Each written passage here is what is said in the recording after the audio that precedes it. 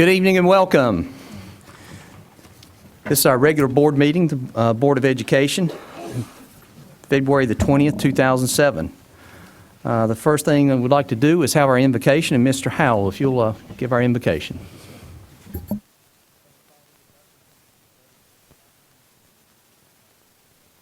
Of Gaston County Schools and Public Education. God, I pray that the things we do and say would do nothing but bring honor to you.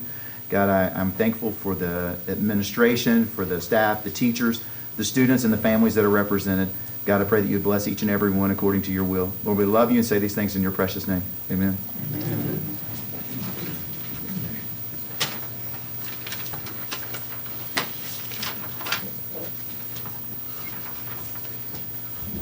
All right.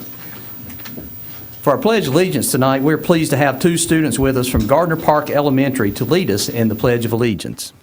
At this time, I'd ask for Sarah Bell and Cameron Massey to come forward. All right, we'll stand and have our Pledge of Allegiance. They're going to lead us.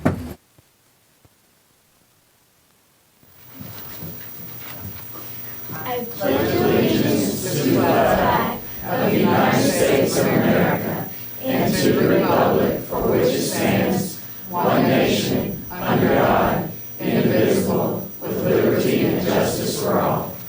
Wait a minute. Stay down there. We'd like to share some information about Sarah and Cameron. You could say that they are among the smartest fifth graders in Gaston County. During the recent Are You Smarter Than a Fifth Grader in Gaston County, the competition that was held over at Stuart Kramer, Sarah and Cameron were the two students who represented their school during the competition with the representatives of their business partners, Tyndall Ford Subaru. At the end of the exciting competition, Gardner Park emerged as the champion because of the students' great homework and smartness. So we congratulate them on their school for winning. Are you smarter than a fifth grader championship? No, they're smarter than we are. Yes, they are. At this time, Mr. Dedman has something to give you. I'd like to say thank you for doing that. Congratulations again for your win. And you might not know this, but there'll be a big, tall person that looks like a cat will be walking around your school on March the 2nd. Where's Miss Wallace? I'll be over there to be cat in the hat at Gardner Park. Keep up the good work. Here, why don't you walk around and shake all the board members' hands? Let's go this way right here. Yeah, thank you.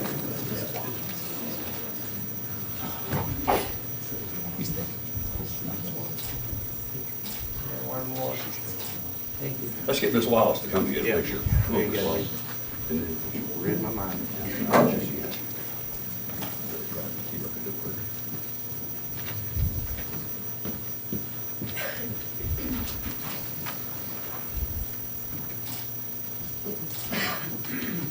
Thank you.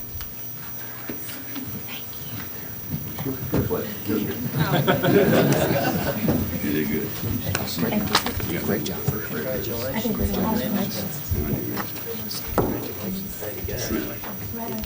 Good. I'll be there. Right at 100. Looking forward to it. I'll see you too.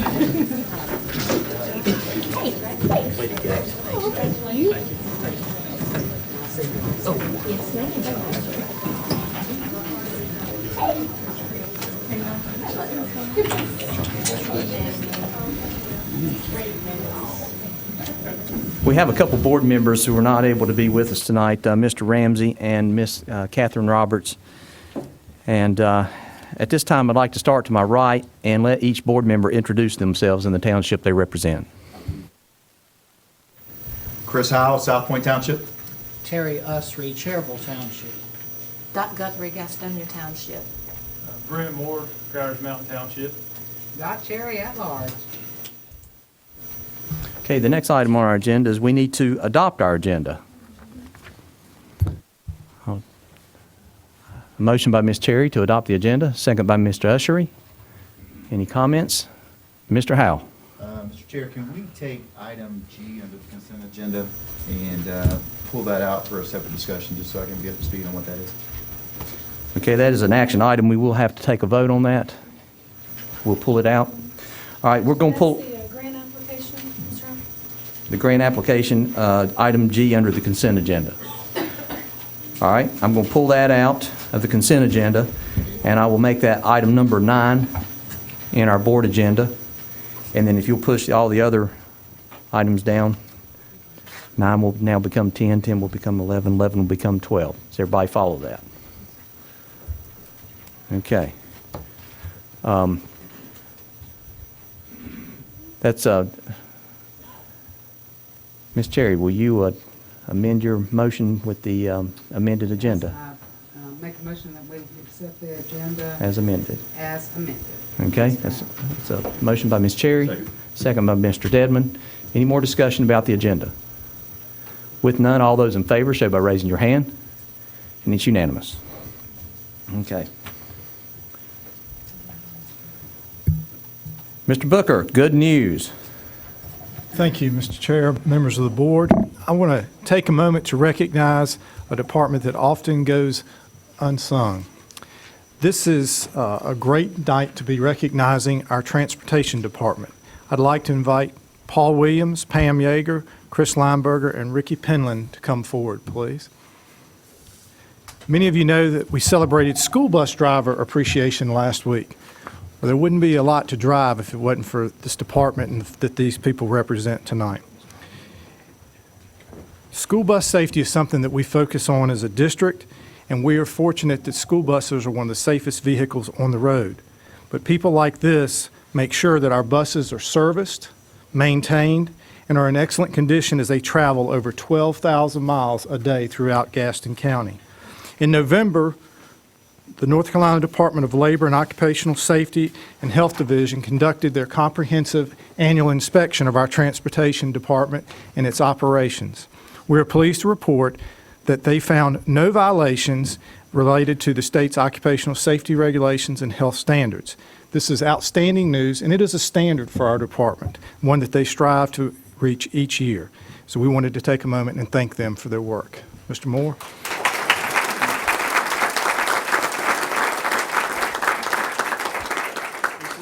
This is a plaque from North Carolina Department of Labor, North Carolina Department of Labor Occupational Safety and Health Division and Compliance Certificate, Gaston County Schools Transportation Department. Thank you. Appreciate what you guys do. Thank you.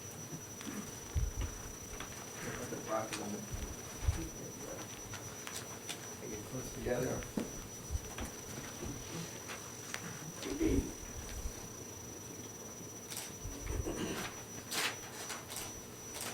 One more. Thank you. Thank you. Appreciate it.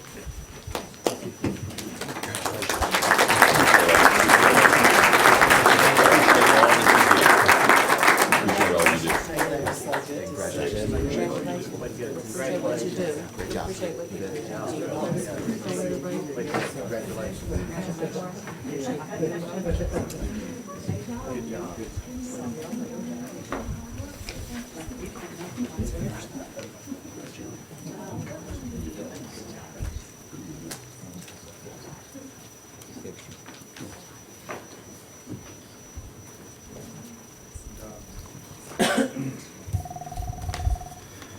I appreciate you all recognizing one of the truly hardest working departments we have in our district.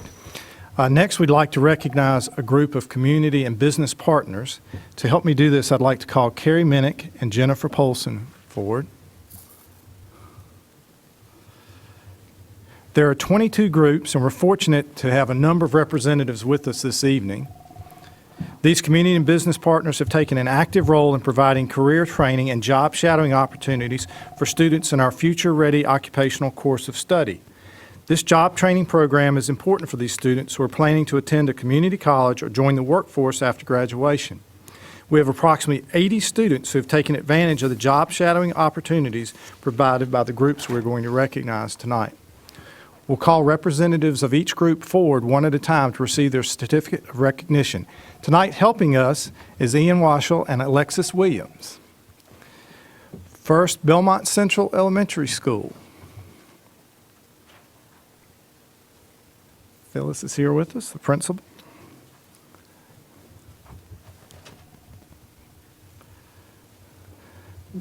Second, Simply Sanji Hair Salon and Spa.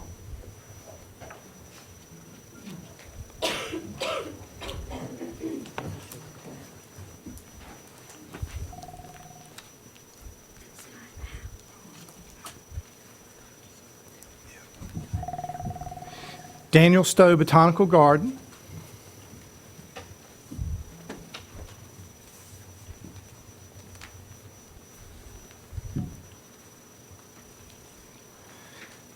Habitat Resource.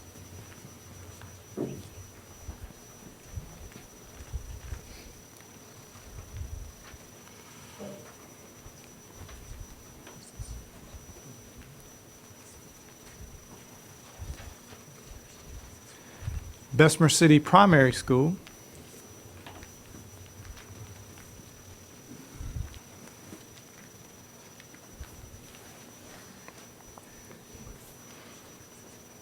O'Reilly Auto Parts.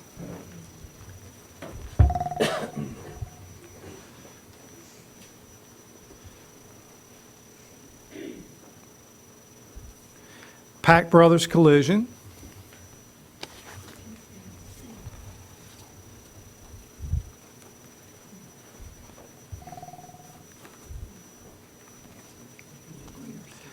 New Bridges Academy.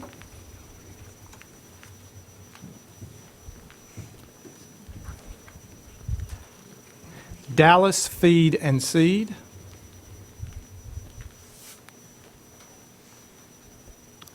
Stowe Family YMCA.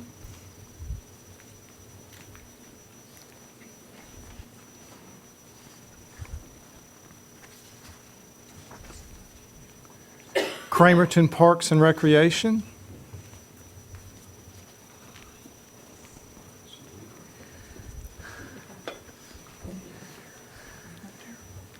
And once again, Jamie with Gardner Park Elementary.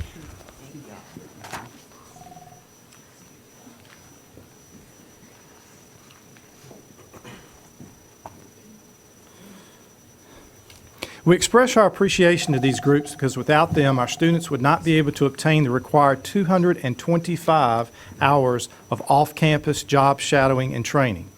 We thank you for helping us to ensure that our students are ready for college and careers, and we look forward to continuing our partnership with you.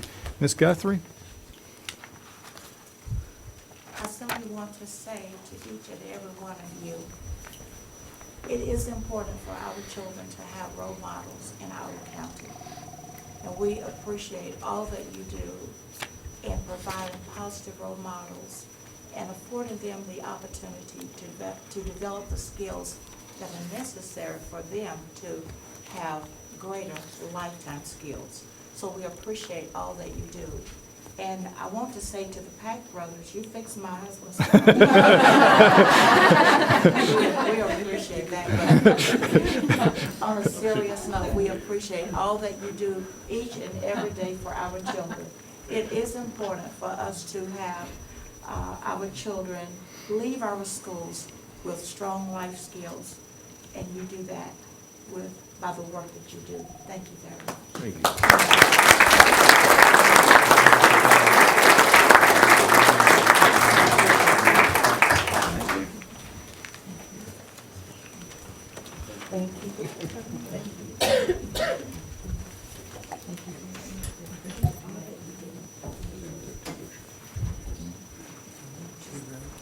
If I can get about 2 rows, I'll take a picture, and the ones in the front row, if you could flip the back. Yeah. I'll put the students in the front too. I'll put the students in the center. Excuse me. There we go. Step right up. Christy, go try. You up a little bit. There you go.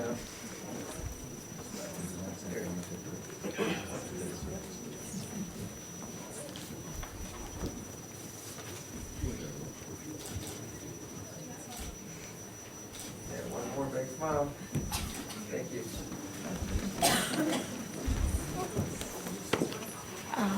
Excuse me.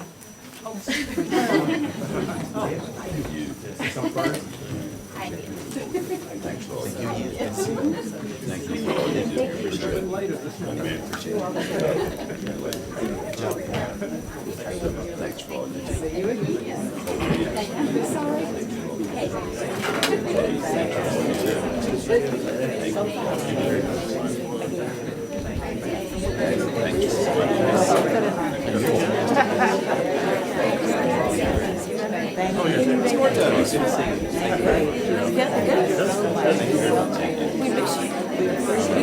have a board meeting Wednesday.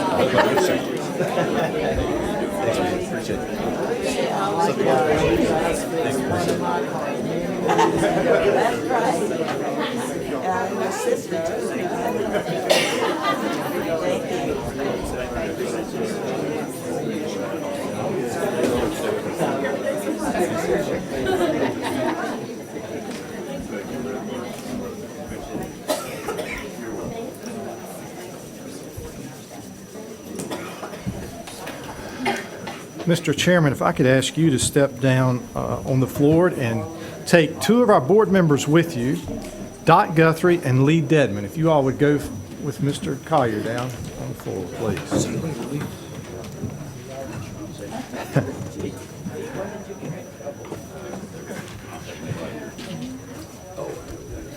Mrs. Guthrie and Mr. Dedman were honored recently by the School Boards Association for obtaining the Certificate of Merit Level training for the 2015 and 16 school year.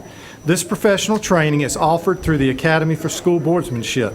We wanted to take a moment and congratulate them for representing us, and it was part of their representation that keyed the board getting its gold award as a school board. Mr. Collier? Well, this is quite an honor. You bring quite a recognition to the state of North Carolina, to Gaston County, with this accomplishment. I was just noticing this certificate has both your name on it, but is signed by Dr. Dunlap, the executive director. So this is quite an And I wanted you to know that this is, appreciate that. both people represent Gastonia Township.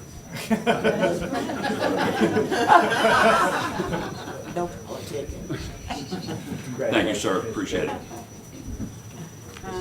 Congratulations. Good job. Come here, we'll take a picture. You want to get in the middle? I know how to do this. Sean, how do you want? That's good. That's good.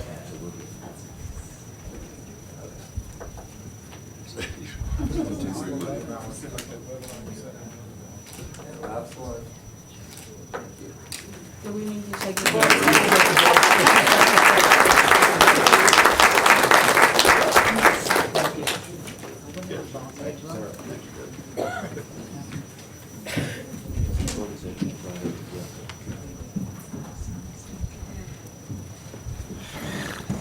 Thank you, Mr. Chairman, and that concludes my good news for tonight.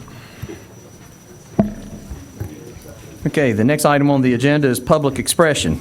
I have some comments to read before we start. I'm going to outline the rules and procedures. Citizens wishing to make comment and who have completed a request to speak form would be recognized by the chair and then requested to step to the microphone for their comments. Citizens will state their name and address, name and address for the record. We will not start the timing until you have done this step, and the comments will be limited to 3 minutes. The members of the board do not respond to public expression during public expression, and public expression does not allow for comments on confidential or personnel matters. The chair shall rule on all points of order during public expression. I don't have these in any particular order. Mr. Keith Porter is the first person I have.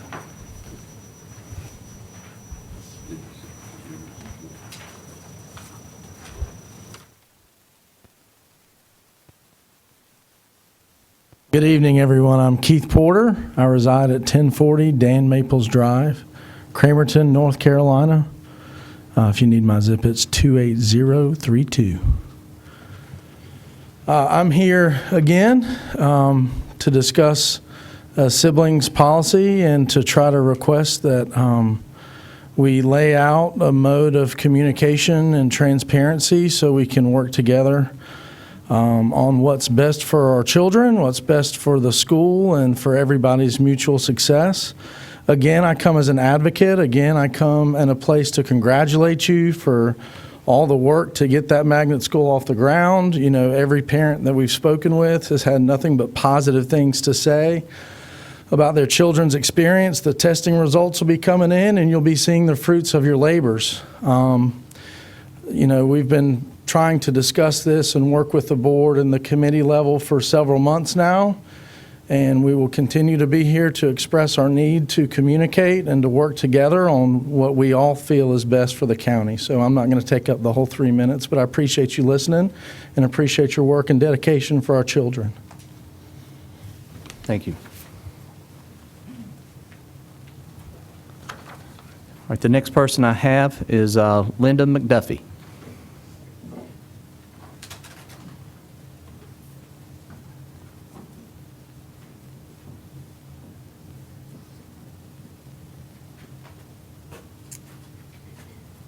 Good evening, Gaston County School Board members, Superintendent Booker.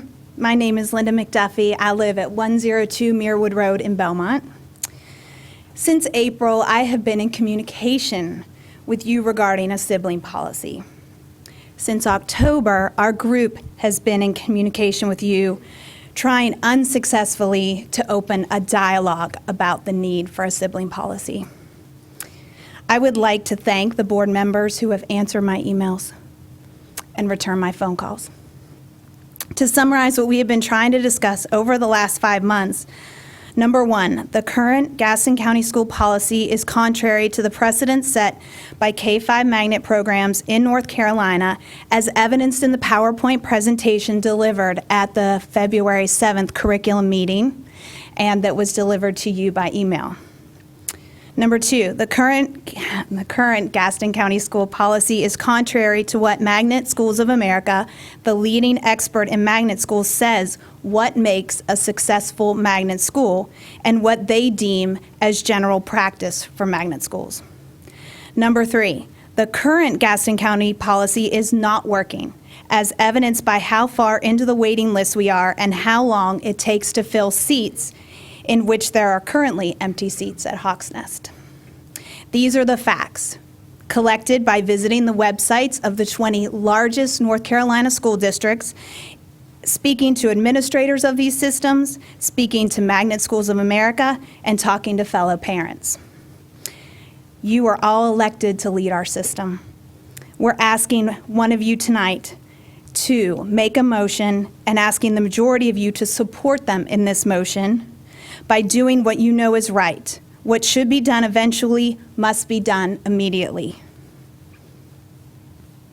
I'm sorry, I lost my place. Doing so would be more, can I start over? Take the initial simple step by making a motion this evening to allow siblings to rise to the top of the waiting list. Doing so would be significantly more efficient, as it would allow to fill empty seats immediately instead of taking weeks to fill, strengthen parent involvement, reduce numbers in the carpool line, and keep our children together. The ones who don't understand that this is a political issue, but unfortunately affects them most each day. Thank you. Thank you.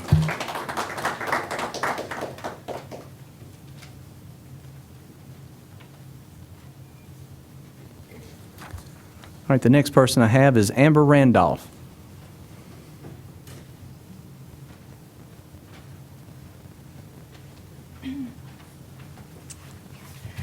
Hello, I'm Amber Randolph. I'm actually a product of Gaston County Schools, Gardner Park, Holbrook, and Ashbrook, class of 1999. I reside at 913 Willow Wind Drive, Gastonia, NC 28054. And my apologies for reading fast. I have a lot down, and I got to get through before the 3 minutes is up. Good evening. Today, I implore to you to all make a motion and decision in favor of adopting a sibling policy for elementary magnet schools in Gaston County. It is my hope that the popularity of the school will serve as notice to the Gaston County schools that more of these schools are desired and needed. As more elementary magnet schools are created, this school should serve as the model. When more schools are created, the same upsets will continue to happen if this is not fixed. I acknowledge that it's my choice to send my daughter to Hawks Nest. I have a work schedule that permits me to take her to school and pick her up. Every parent does not have this flexibility. Turnover of students is a real issue at Hawks Nest. Parents outside of Hawks Nest are reluctant to move one child to the school without the guaranteed ability to move all or both kids. Optimistic parents in the past have accepted a slot only to realize the unique hardships that ensue and have to return to their home school. This turnover can be eliminated by a sibling policy. It takes days to fill a slot at Hawks Nest. I understand the county allows 72 hours for each family to make a decision as to whether or not their child will attend. That's the equivalent of 21 instructional hours lost per incident times, let's just say roughly 30 kids, which is an estimate, because surely this has happened more than 30 times, as number 120 on the wait list for one grade level was admitted prior to winter break. And that's over 630 instructional hours just with that 30 estimate. It's my understanding that grades 1 through 5 will not be in the lottery. The same group of parents are going to be equally upset that grades 1 through 5 are effectively not accessible to their child. It's the perfect time to institute a policy. The establishment of a sibling policy seems like a slam dunk from a business perspective. I'm here to tell you that it is a slam dunk from a parent's perspective. I'm in the business of providing data to meet the needs of decision makers in the financial markets. Knowing of vacant slots in classrooms, hardships endured to get kids to and from school, increased parent involvement, and improved family morale, a sibling policy is supported by data and experiences. The smaller school system with no sibling policy is in no way similar to Gaston County and should not be considered. It's just nonsense to highlight one non-similar system as the reason for not to have a policy. You can't make everyone happy. We haven't seen or heard from anyone that opposes a sibling policy. Does this count in our favor? I've spoken to numerous parents that are very interested in moving the school system to a more modern place. Speaking up and making attempts to improve the education of our kids should be the objective of the school board. Parents are not finding this to be true, just from conversation. More than a few parents that I've spoken to are concerned that the school board decisions are not representative of their thoughts and desires and do not have their finger on the pulse of current trends. They want change. Now's the time to make a different decision before this elementary magnet is replicated. Okay. Instead of all the email shuffling and phone calls, all of us could be helping to fundraise, sponsor, build, create another school. We want our kids together, and that's, we're just stronger together as families at one school. Thank you.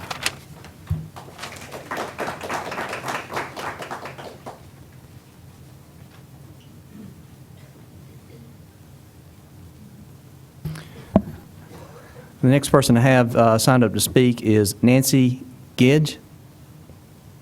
Did I get that right? Yes, sir. Okay.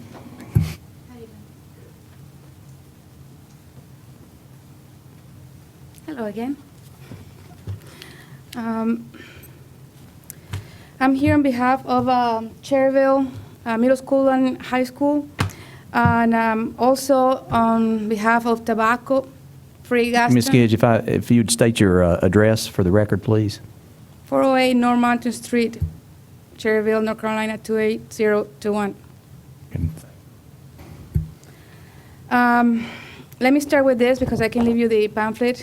I would like to see if any of you will show up on this event, speakers that will help us with the schools, to bring speakers in the schools to avoid, to control, and to stop smoking. That will be on March 15. Then I wanted to bring awareness on the Parent Academy survey. I don't know if you're aware of this. We haven't received it. We haven't seen it. We need some kind of foundation where we can make a decision on what parents want or what can we help them with. I mean, it's a lot, but without feedback, we are like tied up. We need that out. Can you please help us out? It's just an online survey. That's it. Don't take that long. The driveway. We need a driveway on Cherryville High, please. That's obsolete. I don't know if anybody besides Mr.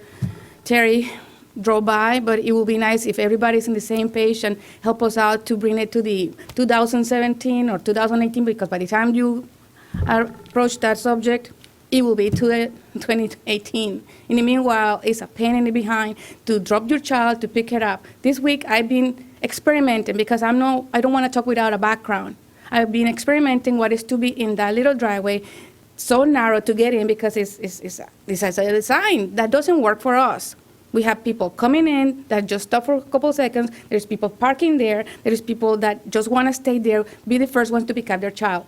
That doesn't work. So if you can just drive by it, check it out, and those potholes, really, I mean, there is different entrances. I was thinking maybe you use move the bus drop-off and make that the parent pick-up, drop-off. That would be great. Anything is better than what we are having right now. We need that updated. We need that modernized. Stop by John Chavis. John Chavis has a nice drop-off, pick-up. It's awesome. I wanted to ask you if you can help me with a multicultural event. I'm tired of being called Mexican. I know I represent Hispanics, but I'm not Mexican. I don't mind about it, but don't be so narrow-minded because we are all immigrants. Unless you are 100% Native American, please be quiet. I talk about the smokers. Please help us out. I want to stop children from smoking. It's a habit that builds. It's not something that you are born with. It's not something that is cool, but they need to know. I want to avoid that. Now, I want to support all the parents that came and show up. I appreciate that. That's another issue. I want to help out with virtual classes for middle schoolers that have good grades. I know. Middle schoolers that have good grades and high schoolers. And it's not fair what you do with Gaston College and Highland. There is awesome people on a middle school, and there is also people in high school that deserve the same education that Gaston College and Highland are providing. Thank you.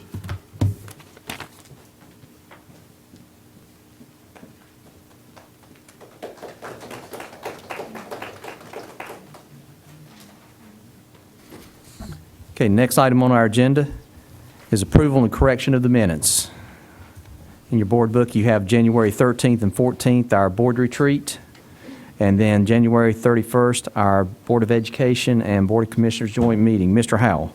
Mr. Chair, would you like that in two separate motions or one motion to approve both? If it please the board, I'd like that in one motion. All right, make a motion that we approve the January 13th and 14th board retreat minutes and the January 31st Board of Education joint meeting minutes. A motion by Mr. Howell, second by Mr. Dedman. Any conversation? Questions? With none, all those in favor show by raising your hand.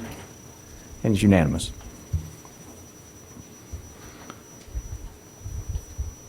That takes us to item number 8, a classroom moment. Instructional differentiation. Dr. Baldwin.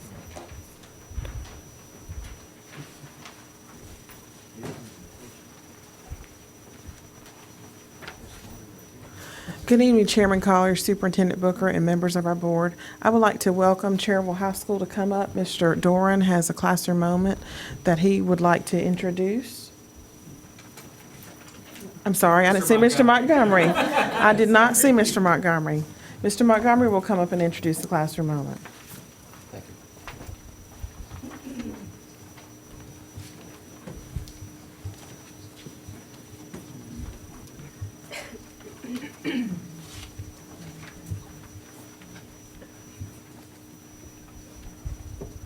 If you've ever wanted to see a connection between professional development and results, these are 6 folks who are getting the job done.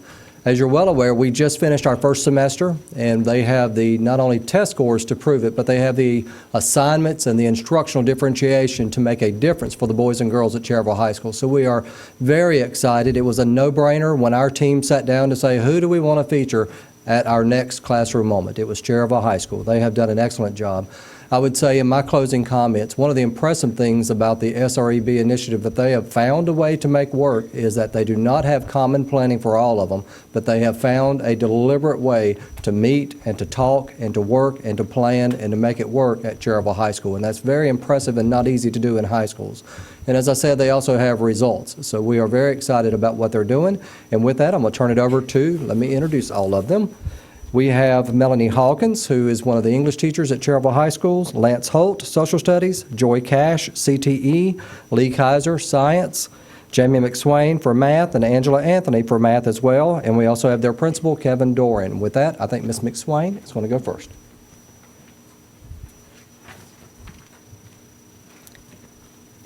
On behalf of the group, I would like to say thank you for allowing us for this opportunity to share.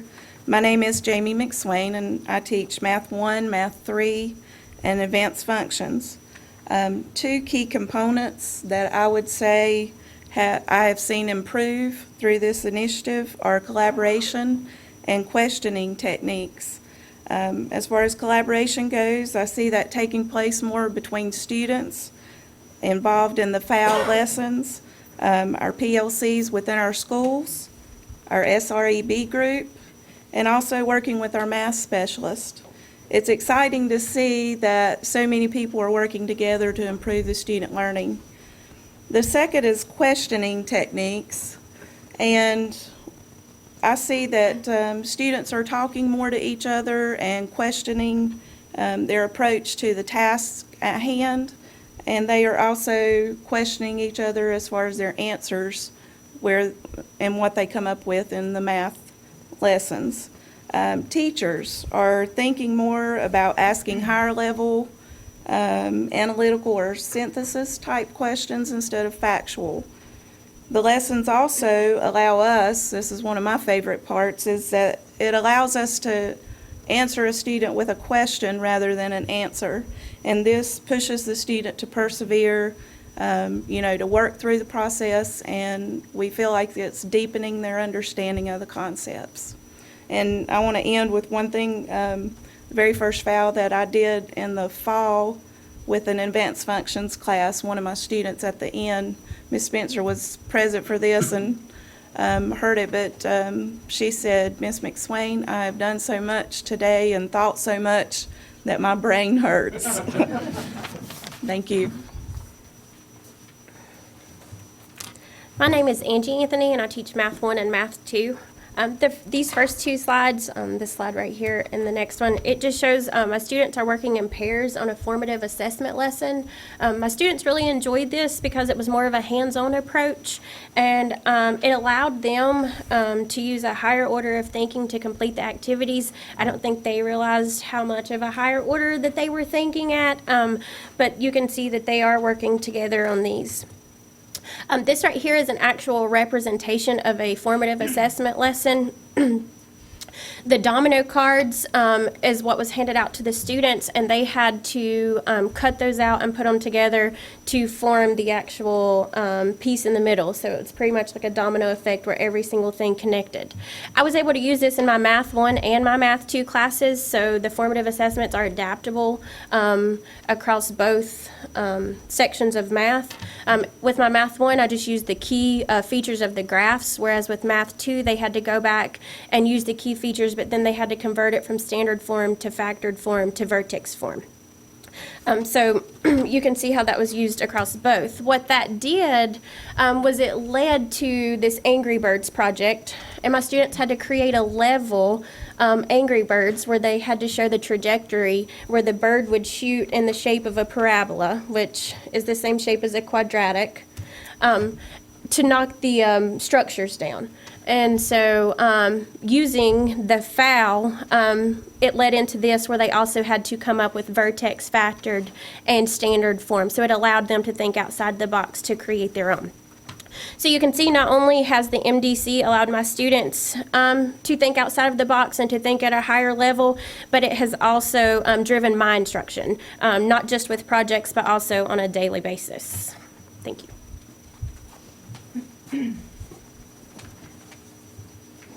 Hello, my name is Lance Holt, and I teach American history and AP US history. As a history teacher, I have a passion for content, and for the longest time, that was what I imparted to my students. However, we all know that it takes more than that to be successful, not only in college, but in the workplace. Reading and writing needs to be stressed a great deal more than that has been in the past. So that's what I do. And in the past, I would get an argumentative essay that begins something like this. I'm not going to read it to you, but it was simplistic, it was vague, and it's not a solid thesis, which is the whole foundation for the rest of the paper.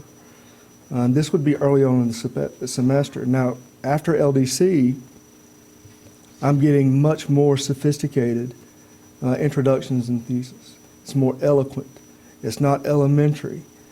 And I've done this through working through LDC and looking at what other teachers do and gleaning from them. And now, instead of spending so much time with repetition, because writing is a process, it does take repetition, it does take time, but now I can get them to this level much quicker because what LDC has taught me is to actually look at the end result and plan that way, break things down into mini tasks, and then I can get my students there much quicker, and I get better results. That's what LDC has done for me. Thank you.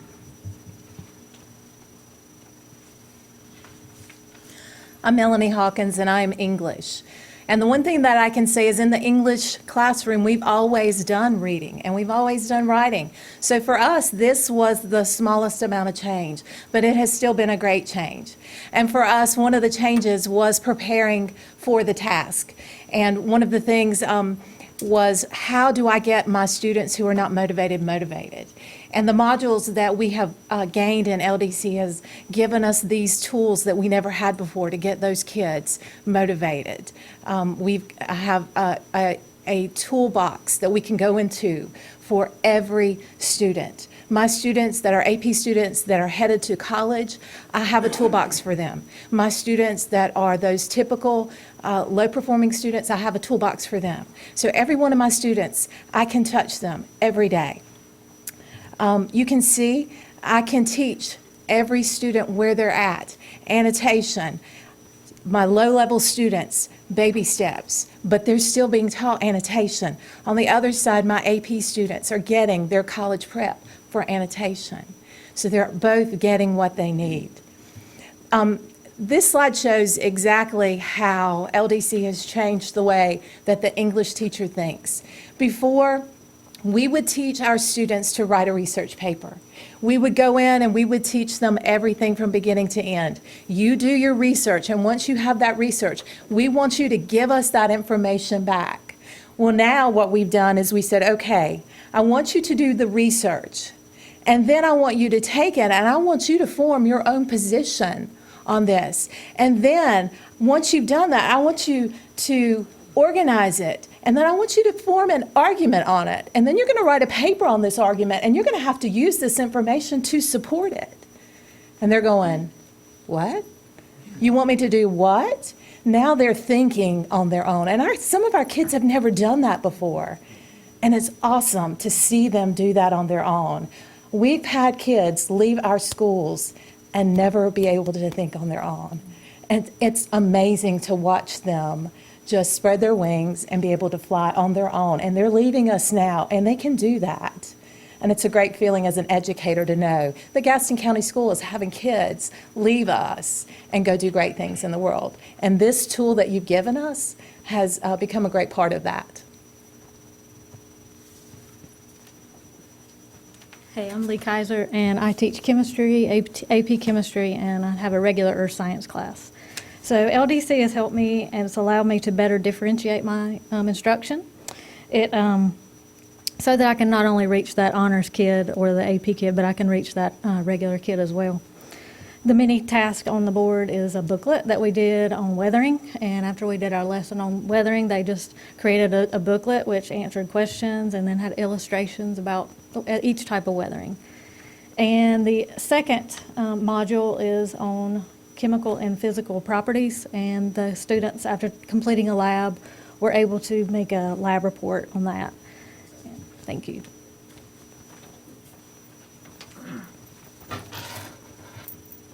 I'm Joy Cash. I'm a CTE teacher, and I teach Scientific and Technical Visualization 1 and 2 and Game Art and Design. And of course, the goal for all CTE classes is to prepare our students to either go into post-secondary education or the workforce. And in every class, we go over applications for employment, college applications, resumes, cover letters, and this year has been a little bit different approach to how we do that. We have broken down the different pieces and explained to them, and that's what this model has taught us to do, is to break the task down into smaller pieces that the kids feel more comfortable with doing. And then in my game art and design class, I wish the pictures were a little bit bigger, but that's okay.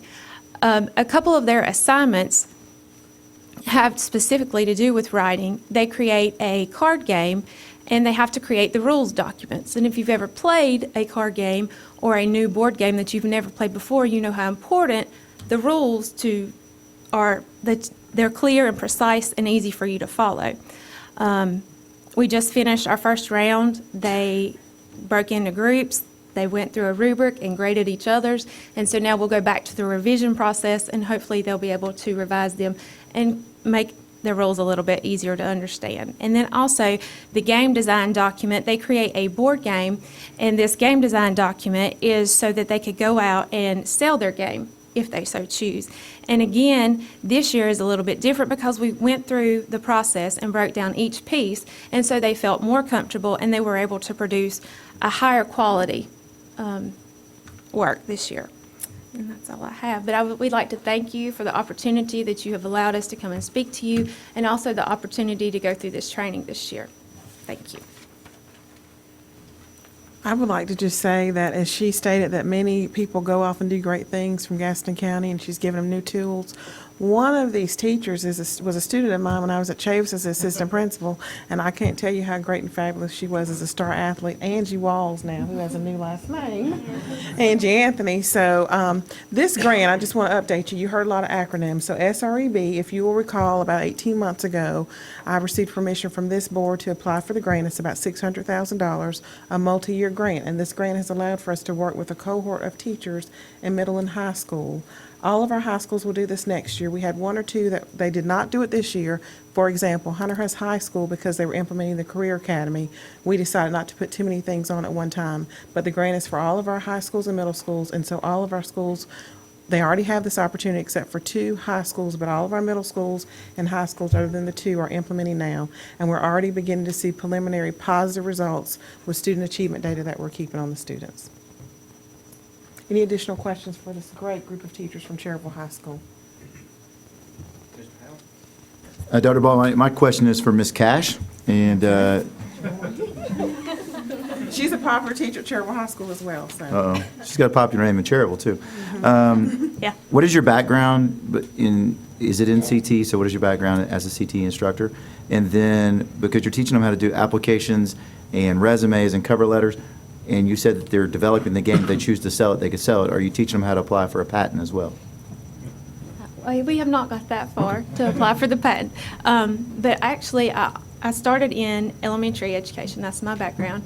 And I went on to teach 6th grade math and science. And then continued on, and I taught for you. That's right, I hired her at Chavis. I just want to get credit for that, so I know how good she is. So. And then I went on to get my certificate to teach middle school math. So that is my background. Math is my background. And then I've gone on and got the certifications to teach all 3 classes. Okay.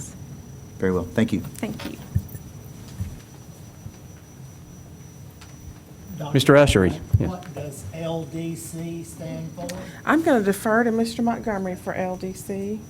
Language development, and then mathematics development on the MDC side. All right.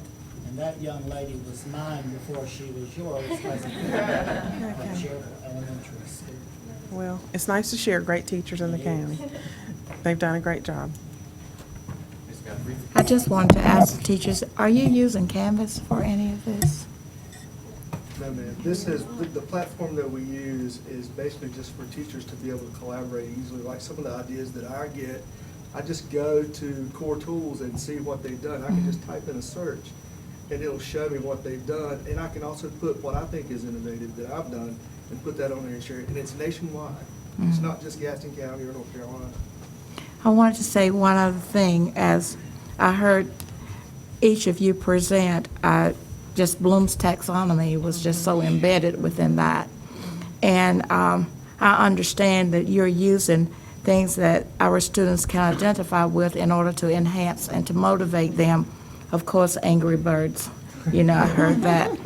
And you are more of a facilitator because you are giving the students the opportunity to work in small groups, which affords you then the opportunity to go around and to monitor what they're doing.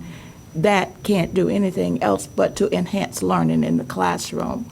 And we appreciate your techniques, and we want you to know that. Mr. Dedman. Yes, tell us how you do this without having a common planning period, and what things you have to overcome to do that. We speak during class change. We'll be on hall duty in the hall, and we'll talk with each other about what we're doing there. But then we also meet once a month with Miss Carolyn Spencer and Mr. Carl Sane and our MDC specialist. And so we go to those meetings together, and so then we get ideas from other teachers across the county who are also in the training, and then we can bring them back, and we will speak as far as the math department goes, and then we'll speak with the other math teachers. So that's how we've collaborated. It's quite informal And at it's- school, at the school level, it's informal. And it's a 3-year process. That's correct. And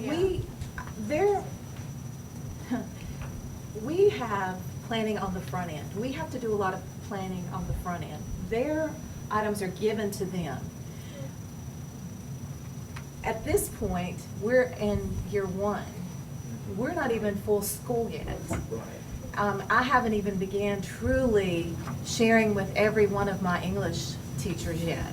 I'm only a little bit in. I can't only wait till next year until we're all 100% in. I'm just really excited for us to be 100% in. So at this point, everyone's not all on board. We just haven't had that opportunity, the time yet to do that. I'd like to see writing across the curriculum. I heard you mention that. Was that in social studies? Yes, ma'am. And I like that because our students need to NCQ. be able to write, and then you marry the two. You're in English there. It's just awesome.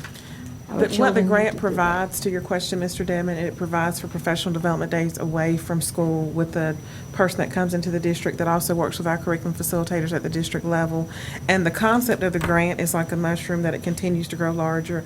And she's referenced that really she's the representative for the English language department. And then in year 2, her job is to continue to work and train them. So when the grant goes away, we have sustainability and capacity at each school site. That's good.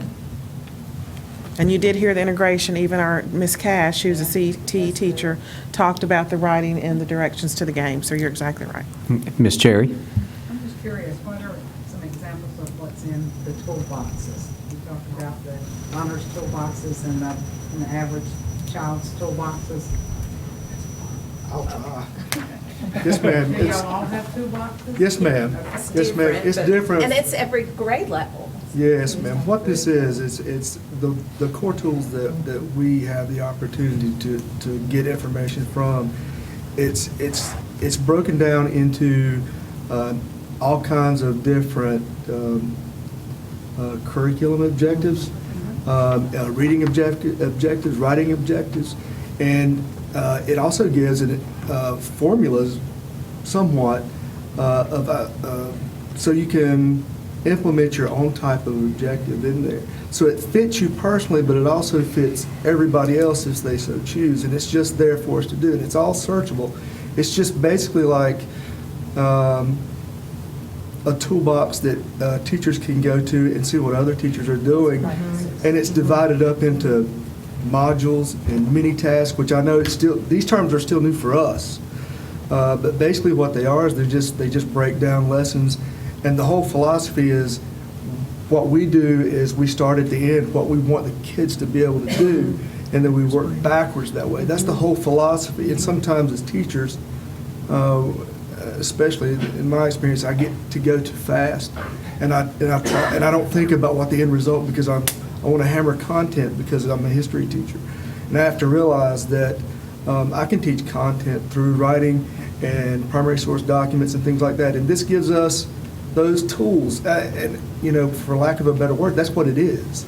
It's a toolbox, and it has things that we can go in and find and share and amend and all of that.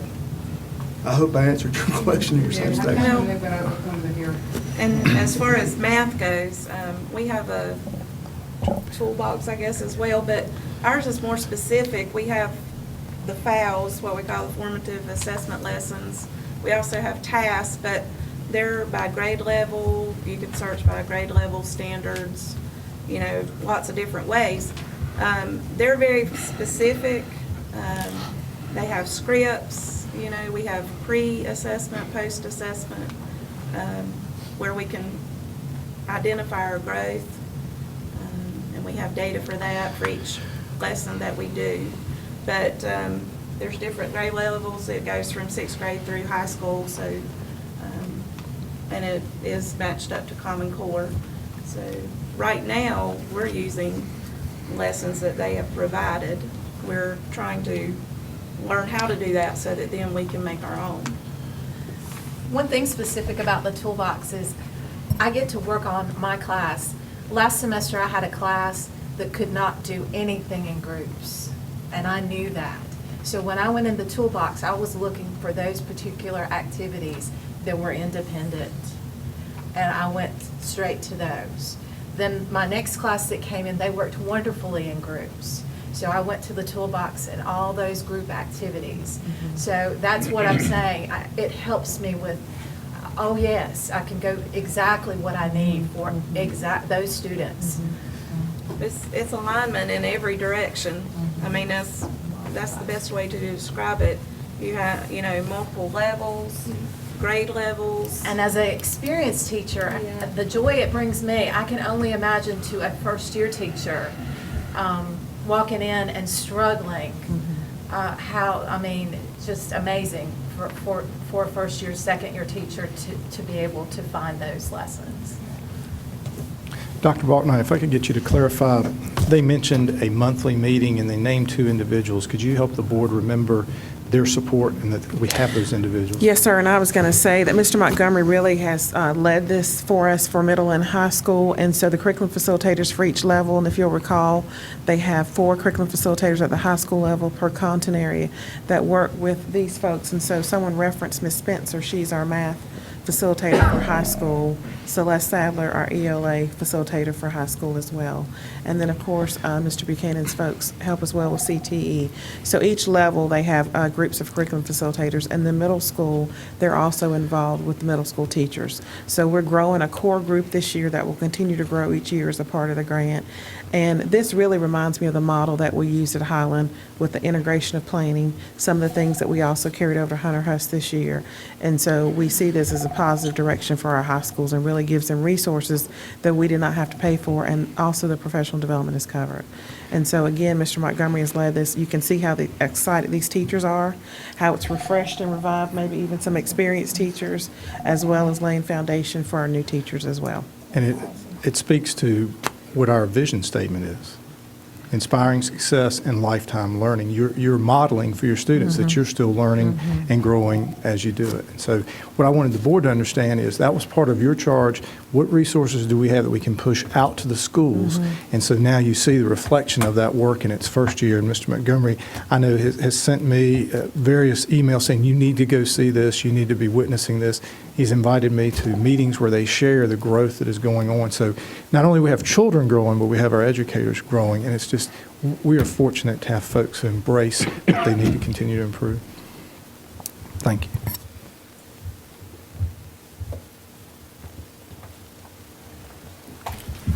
Thank you. Thank you very much, Dr. Balknight.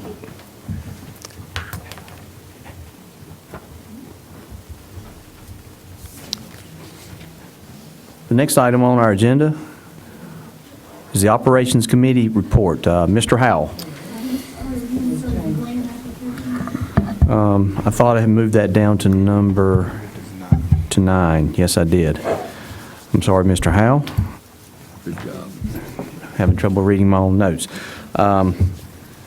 Next item is the grant application for 21st Century Community Learning Center. Mr. Howell, do you have a question for Dr. Balknight? I do. Dr. Balknight, on this educational grant, because I've only heard bits and pieces from the CNI members, one in particular. Can you tell me, I know what we read in the consent agenda item is that it was going to affect two schools, Lingerfeld and I believe Pleasant Ridge, and it was a grant for, correct me if I'm wrong, 1.2 or 1.6, 1.2 million dollars. Can you tell me how many kids that affects? Is it over an extended period of time? Is it over 1 year? Is it over 2 years, 3 years? And then how many kids will that touch? Will that touch the whole school, only a portion of the school? And then how did we get to those two schools being chosen versus a H.H. Beam or a Lowell Elementary or any of the others? Yes, sir. And as many of you know, I believe in writing grants. And when you write grants, you may write 10 and get 2. But when you write a grant, you have to write the grant within the qualifications of the grant. So when we receive grant applications that we can apply for, we have to look to see which schools match the grant qualifications. Because if we write a grant and they say that you have to pick your schools that have the largest free and reduced lunch population or the largest students that are underperforming with student achievement, then we certainly would not pick a school that does not meet the criteria, because I know that we're not going to get the grant. For example, this grant, you have to have a certain percentage of free and reduced lunch. You get more points for that. You get more points for your student achievement if students are not performing at the rate that they should as a school. Also, it's tied to your community partners, so you have to have community partners that commit to the grant, and they like for you to have a faith base as well as a community base. On this grant, we do have a church partner, and we have the YMCA also as a partner. It will impact 75 students from Pleasant Ridge, 75 students from Lingerfeld. They will be moved over to Pleasant Ridge because a part of the Pleasant Ridge construction will still have that other facility that we think will suit us well for an after-school program. The kids will stay there until 6:30, Monday through Friday. We will then take the children home to remove all barriers for parents to have issues with not being able to pick children up from an after-school program. So as a part of the process with this grant, those two schools were identified because of space availability to not impact a school that is already overburdened with space. Because again, when you do an after-school program, if the program starts at 2:30, the reality is the program needs to they need to start preparation at 1:45. So if you go to a school that's using all of their spaces, then where does the after-school program get started? So that eliminates even some of our what's considered at-risk schools with a higher percentage of free and reduced lunch. So that narrowed it down and made Pleasant Ridge the great host site for the program. And then when you look at the partnership, you also want to look at proximity and where do we have another large percentage. And if you'll recall, Lingerfeld was on our low-performing schools list last year. They've made significant strides and gains, but they certainly were. That made a lot of sense for them to be considered for the partner school to Pleasant Ridge. And how Did I long- answer all of your questions? How Mr. long is the grant? Is it 1 year, 2 year, 3 year? It is a multi-year grant. I think it's 3 years, but I can certainly follow up with my presentation and give you the exact information. It's either 3 or 4 years. We also have to have a sustainability plan. Anytime you write a grant, when you take something on for 3 years, you know, the school system, the expectation of this board, as it should be, is that you don't write a grant and then when the grant goes away, the program goes away. You have to be able to build capacity and sustainability. So a lot of times when you write grants at schools that already have Title I funding, we can already have a step-down plan in place. How do we use and access their funds after the grant goes away? So that's also sometimes an issue. Is why do you select a Title I school instead of a non-Title I school? So 2 follow-up questions, if I may. 75 students at each one of those schools that were identified. Grades 3 based- through 5. I didn't say that, Mr. Allen. I'm sorry. It's 3 grades through 5. 3 through 5, yes, Okay, sir. based on those 3 schools. And are they the same 75 students from each school that are tracked through the 3-year program? That Okay. is a part of the requirement of the grant, that we build cohort groups. Now, the reality is, if we don't have 75 children at Lingerfeld that take us up on it, we may have 85 kids from Pleasant Ridge because we have to stay within those 2 schools. Okay.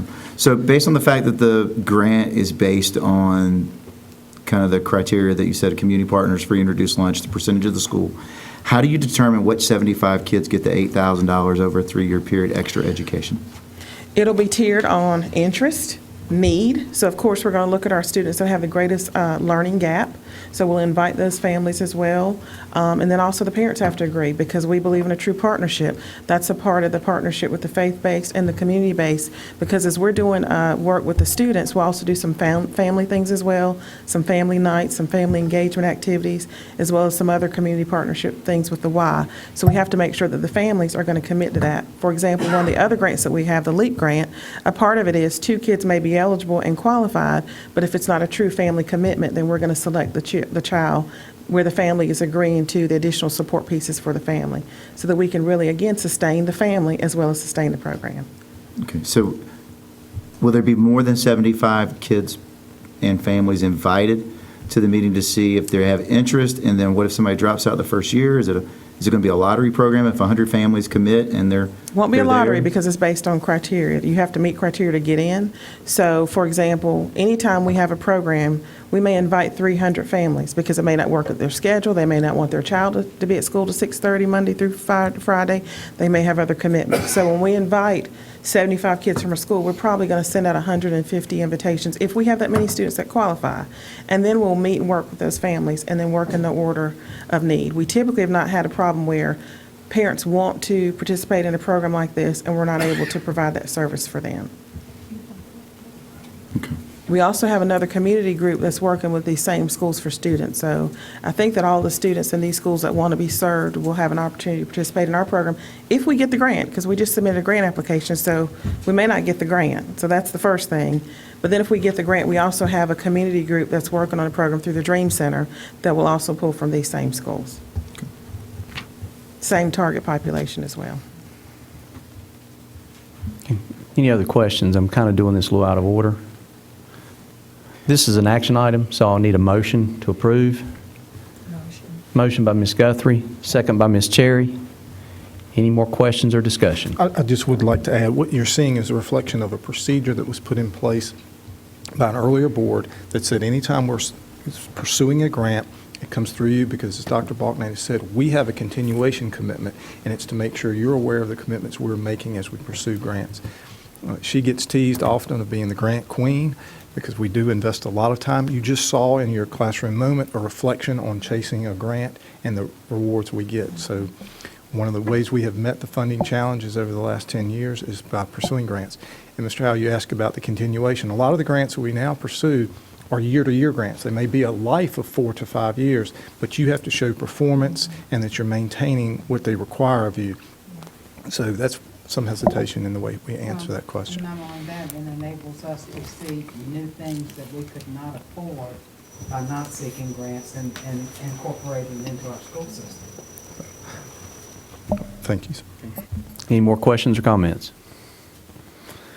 With none, all in favor of the motion, show by raising your hand.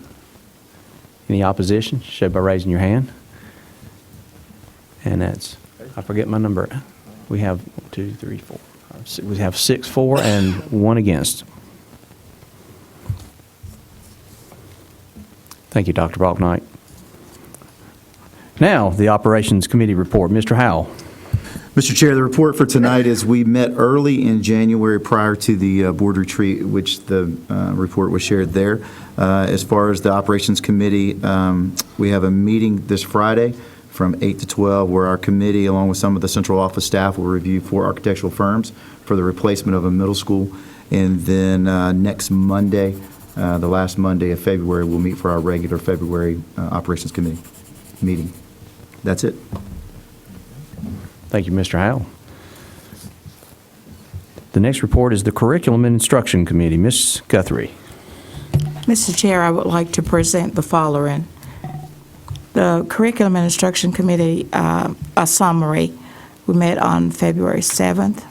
Members present, Dot Guthrie, Melissa Balknight, Terry Ushery, Dot Cherry, Catherine Roberts, Loelita Williams. Others present, James Montgomery, Jody Edwards, Lee Smith, Carrie Minnick, Glennis Brooks, Kim Maddox, Joy Clinton, Carolyn Spencer, Carl Sain, Shelley Gibson, and Selena Bryan. The meeting was called to order at 4:30. A motion was made and second to approve the minutes from the October 24th, 2016 meeting with a unanimous vote. Smart Lunch at Forest View High School was updated. Educational Partnership Institute contract. Currently, there are 33 teachers in Gaston County Schools contracted through the Educational Partnership Institute. This partnership filled 19 high-needs positions in our school this year. Career and Technical Education Expansion updates. Cherryville High School is partnering with Cherryville Education Foundation to add an emergency medical technician program.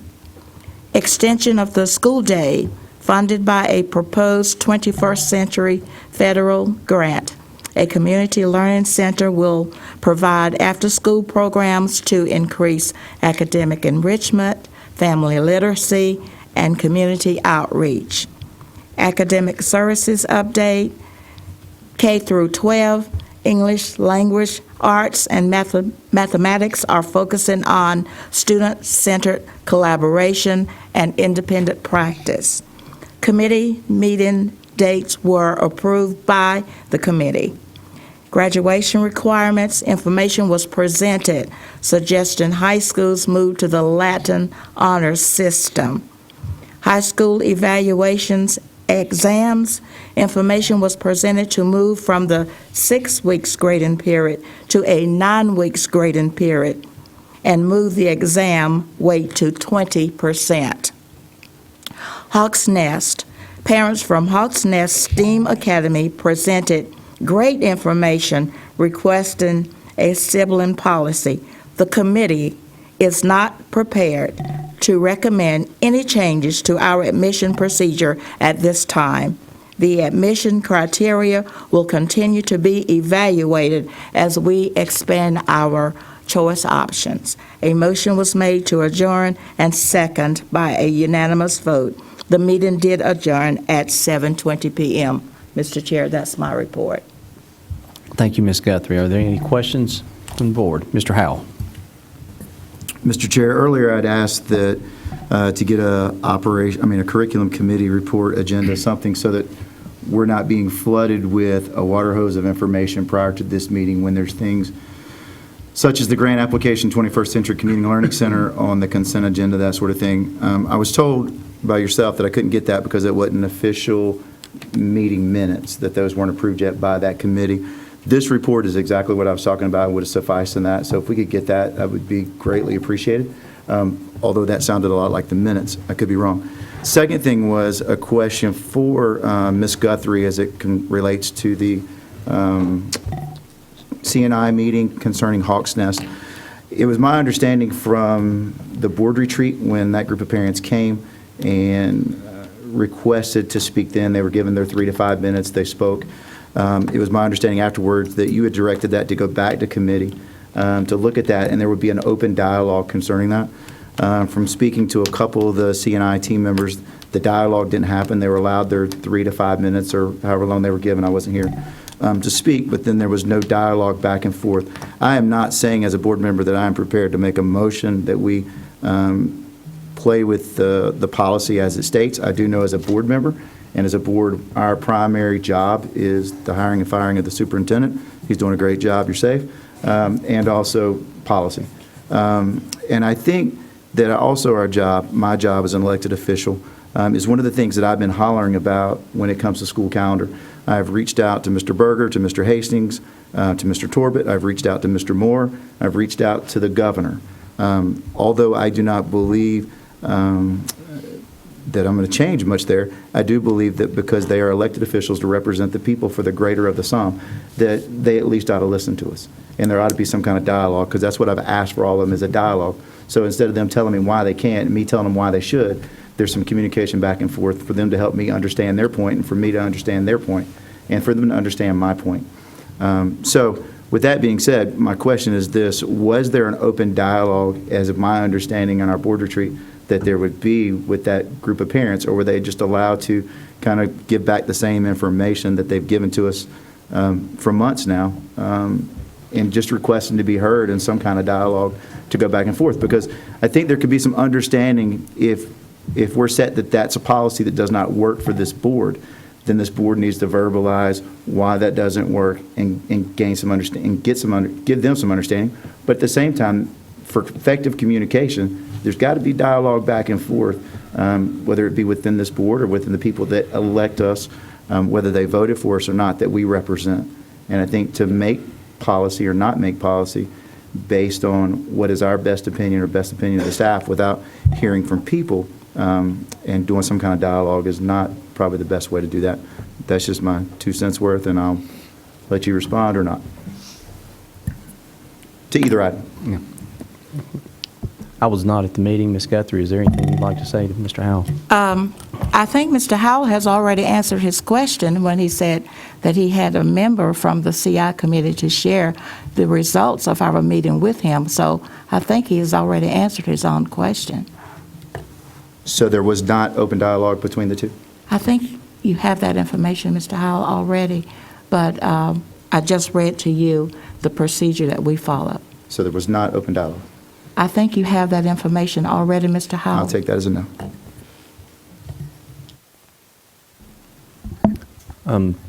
On that subject, I'll just weigh in that, Mr. Howell, I believe I've got more information from this group of parents than any group of parents has ever brought to this board. It's good information. I think our staff is going to put it to use. I just don't think the committee and the board's recommendation is to do it next year, which I know they are not going to be happy with that news and are going to be in great disagreement with the board's decision to not do anything next year. But I do know that their information will be used, and staff is already looking at it moving forward as we roll out more magnet programs. I will say is I'm proud of what we've done with our magnet schools. I'm one of these. I think our magnet schools are better than everybody else's. So I'm extremely proud. The parents have told us they're proud. This is a good problem that we have.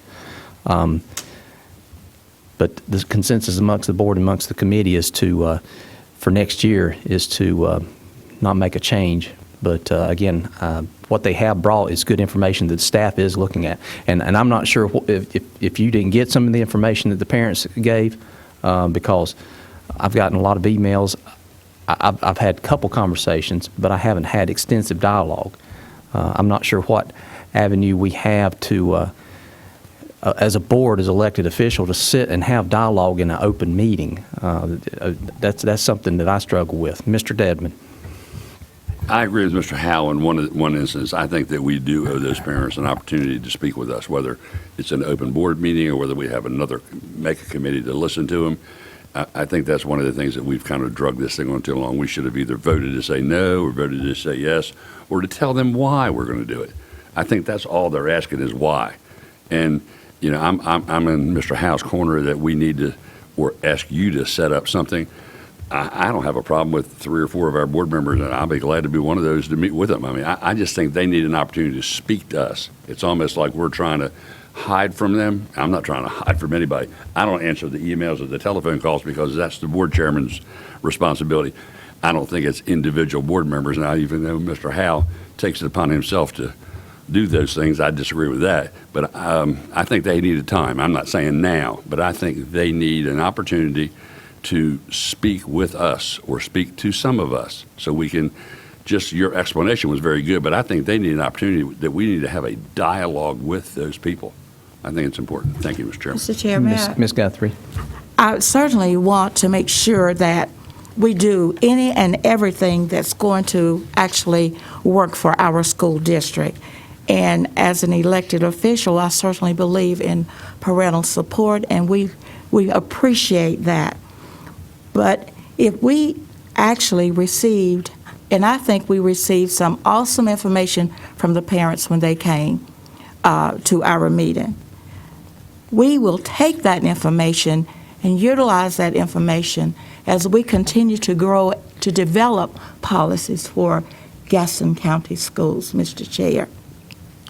I want to say tonight that we appreciate your concern, parents. We appreciate the data and the willingness to help us to develop necessary information in order to move forward in this district and by developing our policies. But currently, just as I stated earlier, at this time, we are not prepared to move forward. And I will repeat that again. We appreciate your concerns. We appreciate your participation and certainly all of the information. The PowerPoint that we got was awesome. I went back and I looked at the PowerPoint myself. But right now, we are just not ready. We are not prepared to move forward this year with that, Mr. Chair. And if I need to, I don't know whether a motion would be in place right now, but we're just not prepared, Mr. Chair. We're making no change, Ms. Guthrie. All right. So there's no need for any motion based on the committee's recommendation. Any other comments or questions? If none, we're going to go to the next item. An annual engagement letter with the independent auditors. Mr. Hoskins.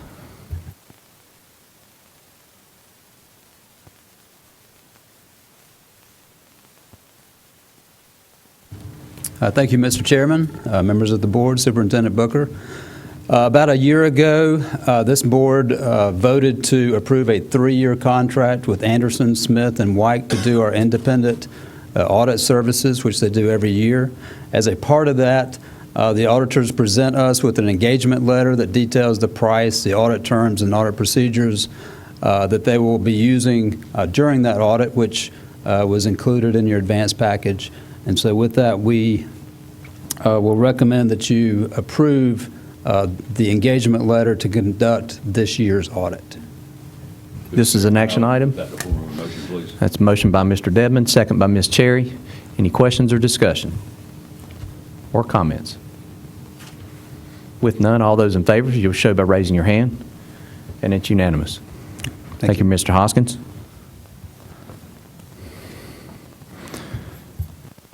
The next item on the agenda is school calendars. Ms. Maddox.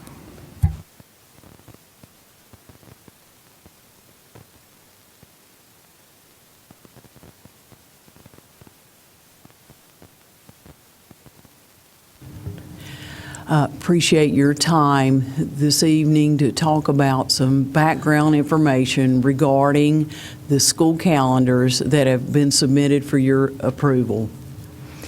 The calendar committee was charged with coming up with drafts following our general statutes and the limitations that are in place regarding school calendars at this time. Our calendar committee consisted of 29 people.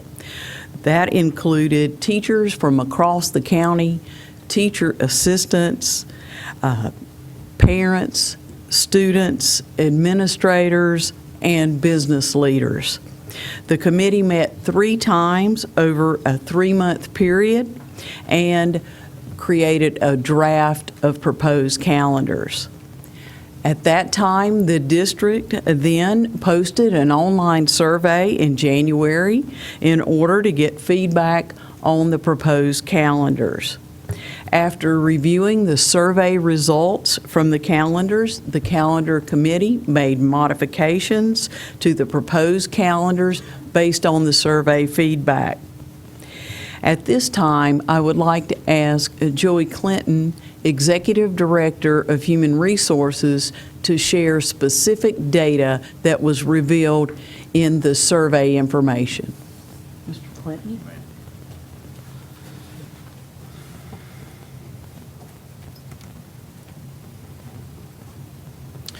Good evening, Board Chair Collier, Superintendent Booker, board members. I wanted to just bring back from the last meeting some information from the calendar survey results. On the screen here, we have the 2017-2018 calendar, and we broke down some of the information totals. As you can see there, the participants that participated in the calendars, the percent that agreed with the calendar, the percent that did not agree, and then the totals for the 17-18 calendar. And we also have the same calendar results for the 2018-2019 calendar. In the 2017-2018 calendar, 62.4% of the folks that participated in the survey did agree with the calendar. They voted yes for the calendar. 37.6% voted no for the 17-18 calendar. In the 2018-2019 calendar, 65.6% did agree with the calendar, and 34.3% did not agree with the calendar. The calendar survey results, we also looked at the top 3 likes and the top 3 dislikes from the calendar feedback in the comment section. The top 3 likes that we came up with were the days off that we had scheduled around weekends in both the 2017-18 and the 2018-19 calendar. The parent-teacher conferences for all grade levels in both the fall and the spring, and the fact that work days were spread out with at least one work day each month. The top 3 dislikes, too many work days at the beginning of the school year was one of the dislikes. Also, the timing of the semester ending and the preference for exams before Christmas break was also a dislike, and that was one of the big items that we did discuss at the last board meeting. And the need for a 2 full-week Christmas vacation break. And so those were the results from the survey that we issued to parents and teachers, administrators around the county. Anyone have any questions regarding the survey?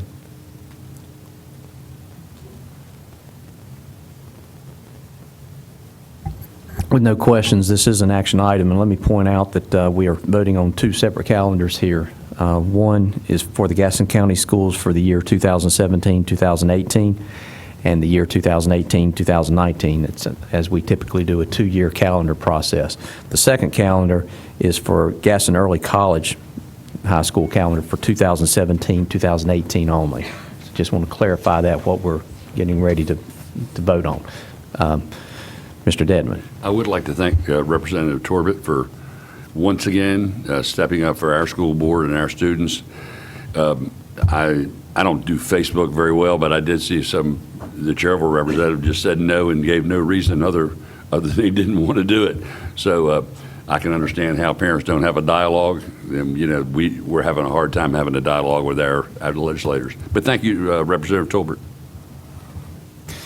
This is an action item. I'll need a motion. Mr.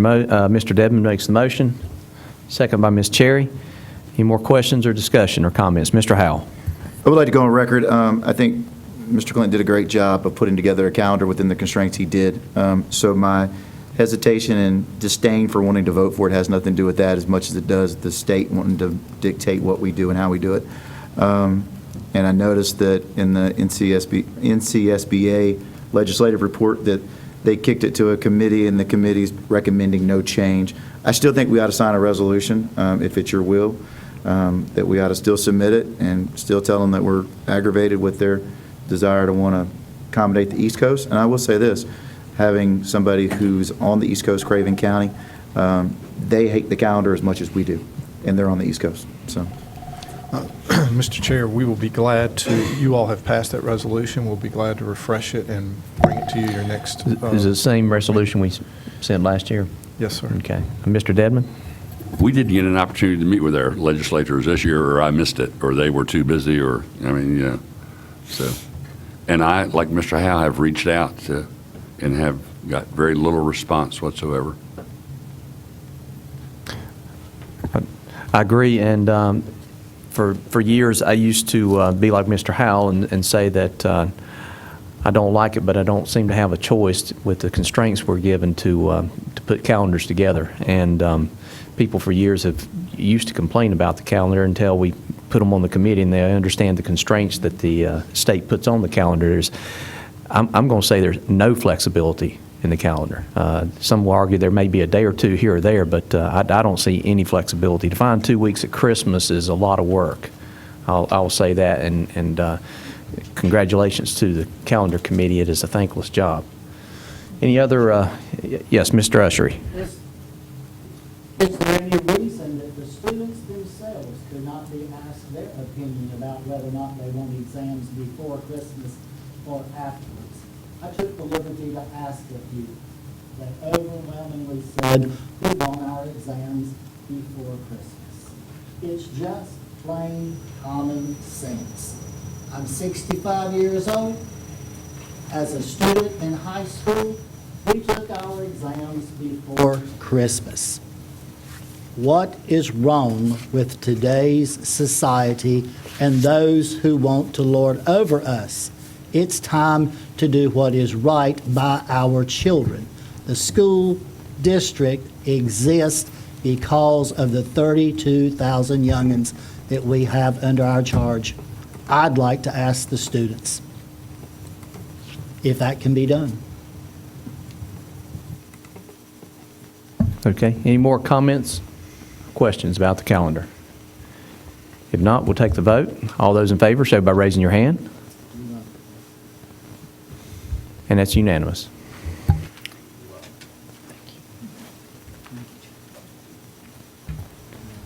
Okay, the next item on the agenda is the consent agenda. I need a motion to approve.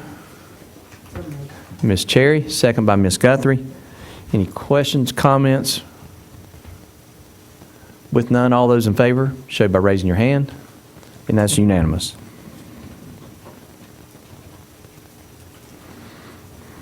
Okay, that gets us down to superintendent's comments. Thank you, Mr. Chair. Members of the board, I wanted to follow up on one of the items from your retreat. We talked about the restart model and the option that had been given to us by the state, and you authorized us to move forward with that. I wanted to let you know we will be submitting those 6 this week. We are part of that improvement team that is statewide, and they are being reviewed by a couple of the members of that before we submit them, so they'll be received well. And so we appreciate your support with that and just wanted to keep you informed as we move through the process. And once we're notified that they'll be on the state board agenda, we will let you know that as well. We had some great news first thing this morning in our inbox from the Regional Science and Engineering Fair that took place over the weekend at UNC Charlotte. We sent 30 students out of our fair here in Gaston County to participate in the regional competition. We had 14, almost 50% of our students win regional honors. 10 of them will be advancing to the state science fair in March. So we'll hope to have those folks with us in March that you can congratulate them. But I wanted you to hear it firsthand and also to just recognize the hard work that's done by all of our science departments in having our children be prepared for that. It's a great honor, and the growth that has gone on in that program over the last 5 years is phenomenal. And FMC Lithium was a big sponsor to help us take that next step. Wanted to remind you of the community update that we'll be having on Thursday night at Stuart W. Kramer. It will begin at 6 o'clock. It's an opportunity for us to look back. We did the community talks in 2014. This will recap what has gone on based on the feedback that the community gave us in 2014. But more importantly, we'll talk about what we're looking to do going ahead. You all saw a lot of that in your retreat, and it'll just be a presentation to that and to interact with our community and prepare that. I think, Mr. Todd, do you have a poster? You hit it. You'll recall a few months ago that we had some Woodhill students come and do the Pledge of Allegiance. And they learned a lot about government, election, and serving as elected officials as part of their student council. And they wanted to express their appreciation to you, and they created a poster for you all. And I just wanted to share that. Thanks for everything. We appreciate you. That's good. So, we have a lot of great things going on in our schools, and this is just one example of it. And I would respectfully ask, Mr. Chair, if we could have a closed session for property. Okay. Before we go into closed session, today's a special day. It is our superintendent's birthday today, Mr. Booker. And Mr. Ushery, I'm going to let you do the honors to lead this board. Yes, I am.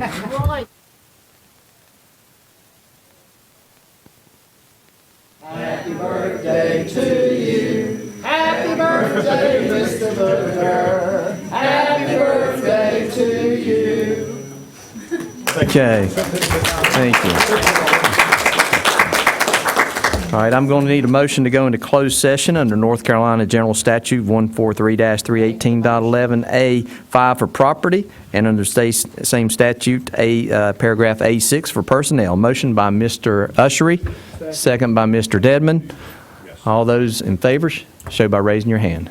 And we are in closed session.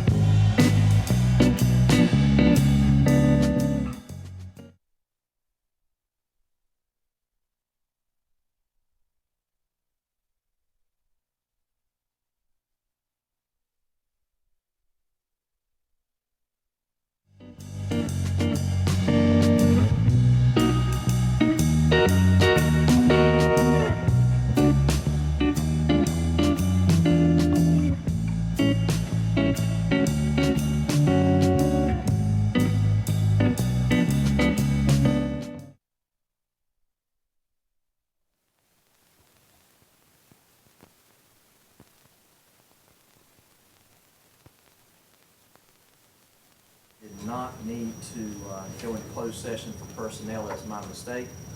But we do have some business coming out of closed session. Let me repeat that. We did not have a need to go into closed session for personnel. That was my mistake. But we do have some business on property coming out of closed session. Ms. Cherry. Motion that is several parts, if I may.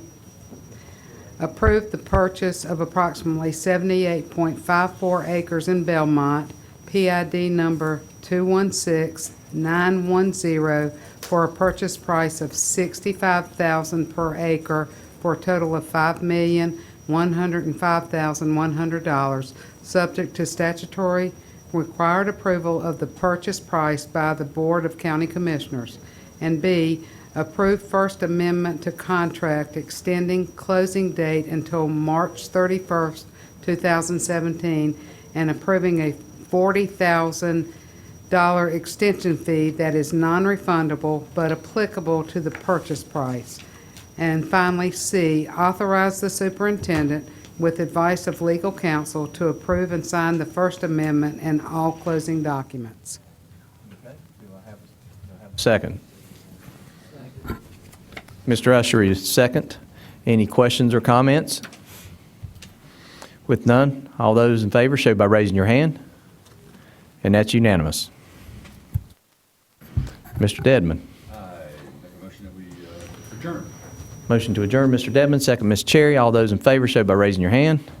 And we're adjourned.